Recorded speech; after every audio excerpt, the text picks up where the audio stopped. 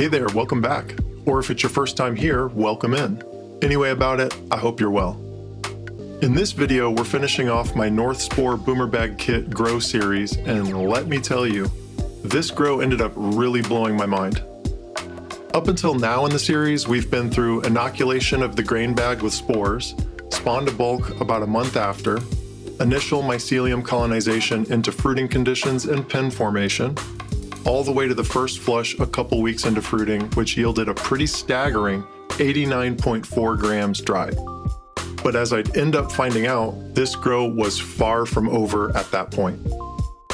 Cut to 25 days into fruiting conditions, 8 days after completing the first harvest, and the second flush is coming in strong with more harvesting ready to be done. After the first harvest, I made sure to keep misting the cake 1 to 2 times a day until it got to the point where pins were popping again.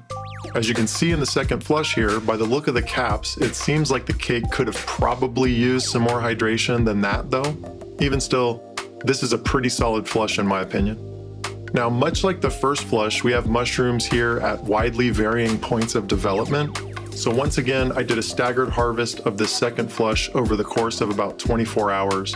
And in total, it yielded 64.2 grams dried. Now, I considered dunking the cake after this harvest, but ultimately decided against it. Instead, I decided to mist the cake more than I did after the first flush. Cut to 35 days into fruiting conditions, 10 days after completing the second harvest, and we can see that the cake appears to be winding down production. Once again, I staggered this harvest to allow the mushrooms that weren't as far along to develop a bit more. And in total, the third harvest yielded 25.1 grams dried. With noticeably less yield and the caps looking like this cake needed more hydration than misting could provide, I decided to dunk the cake to see if there was any more I could get out of this grow. However, I was only able to get another ½ gram out of it in the end, which, no matter the moisture content, if the cake's nutrients are expended, there's no fuel for production. At any rate, I'm still pretty astounded by this grow. All told, I got 179.2 grams of dried mushrooms out of it. And that was starting the whole thing with a multi-spore syringe. At the end of the day here, I was very impressed by the North Spore Boomr Bag grow kit.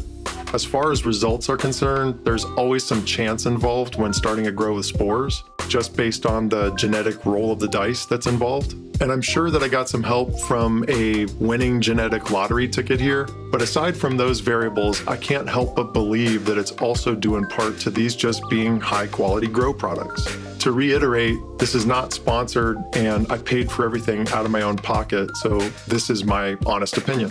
Anyhow, thanks so much for watching, and if you'd like to follow this whole grow from start to finish in under 15 minutes, I've linked the playlist for this series on the screen.